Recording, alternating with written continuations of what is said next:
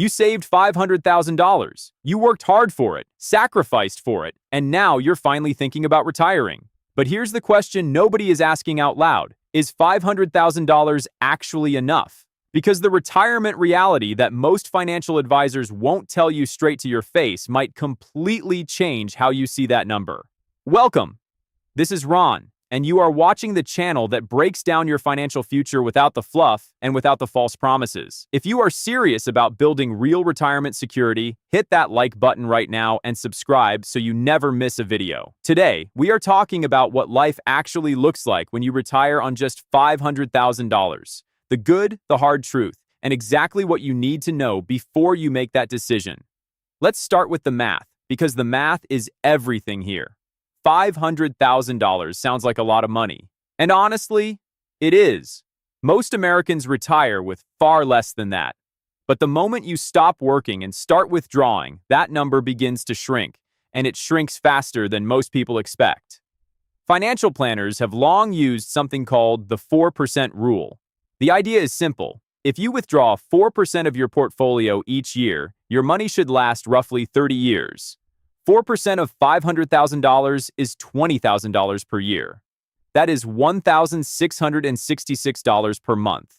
Now, before you panic, that is not your entire retirement income. Most retirees also collect Social Security, which can add anywhere from $1,000 to $3,500 per month depending on your earnings history and when you claim. But even with Social Security factored in, many retirees on a $500,000 nest egg are working with a total monthly income somewhere between $2,500 and $5,000. The question is, what does your life actually cost? Here is where retirement planning gets brutally personal. If you live in a high cost of living city, places like New York, San Francisco, Miami, or Chicago, $2,500 to $5,000 per month may barely cover housing, groceries, utilities, and transportation. There is very little left over for travel, hobbies, healthcare emergencies, or the unexpected expenses that life always delivers. However, if you live in a low to mid-cost of living area, smaller cities in the Midwest, the South, or even certain international retirement destinations, that same income can actually support a comfortable, fulfilling retirement. So, the first reality check is this. Where you live in retirement matters just as much as how much you have saved. Now let's talk about healthcare, because this is the number that blindsides almost every retiree who has not planned for it specifically. If you retire before age 65, you are not yet eligible for Medicare. That means you need to purchase private health insurance, which can cost anywhere from $500 to over $1,500 per month per person, depending on your age and the level of coverage you need. Even after you reach 65 and qualify for Medicare, you are still paying premiums for Part B, Part D, and likely a supplemental Medigap policy. Research from Fidelity Investments has consistently shown that the average 65-year-old couple will need somewhere between $300,000 and $350,000 just to cover healthcare costs in retirement. When you only have $500,000 total, that is a massive portion of your entire nest egg dedicated to staying healthy. This is not meant to scare you. It is meant to make sure you plan accurately. Let us talk about inflation next, because this is the invisible enemy of every retiree's purchasing power. Historically, inflation has averaged around 3% per year in the United States. That means the $1,600 you withdraw this year will only buy you about $1,550 worth of goods next year. And that gap compounds over time. After 20 years of 3% inflation, your purchasing power is cut nearly in half. The things that cost you $400 a month today could cost you $720 a month 2 decades from now. This is why it is dangerous to simply look at your monthly income today and assume it will feel the same in 15 years. The good news is that Social Security does have a cost of living adjustment, known as a COLA, that is meant to partially offset inflation. But historically, COLA adjustments have not always kept pace with the real inflation that retirees experience, particularly in healthcare and housing costs. So, how do you make $500,000 work harder for you? The answer lies in a combination of smart investment allocation, diversified income streams, and strategic timing of Social Security benefits. On the investment side, retiring on $500,000 does not mean stuffing everything into a savings account earning 2%. Your portfolio still needs to grow. Most financial advisors recommend a retirement allocation that balances income generation with growth, typically something like 50 to 60% in diversified bonds and dividend-paying stocks for stability and income, and 40 to 50% in growth-oriented equities to help your portfolio keep pace with inflation over time. The exact balance depends on your risk tolerance, your time horizon, and whether you have other sources of income. On the income diversification side, the retirees who thrive on smaller nest eggs are usually the ones who have built multiple streams of income. This can include part-time work or consulting in the early years of retirement, rental income from a property, dividend income from a well-structured portfolio, annuities that provide guaranteed monthly income, or even a small online business or passion project that generates a few $100s a month. Every additional income stream reduces the pressure on your $500,000 portfolio to do all the heavy lifting. On Social Security timing, this is one of the biggest financial decisions of your retirement, and it is worth understanding deeply. You can begin claiming Social Security as early as age 62. However, claiming early permanently reduces your monthly benefit by as much as 30% compared to your full retirement age benefit. On the other hand, if you delay claiming until age 70, your benefit increases by approximately 8% for every year you wait past your full retirement age. For someone with a $500,000 portfolio, delaying Social Security can be one of the most powerful moves available. Every additional dollar of guaranteed monthly Social Security income is one fewer dollar you need to pull from your portfolio, which extends the life of your savings significantly. Now let's look at some real scenarios to make this concrete. Scenario 1. Meet Patricia. She is 67 years old, lives in a mid-sized city in Tennessee, owns her home outright, and has $500,000 saved in a mix of a traditional IRA and a Roth IRA.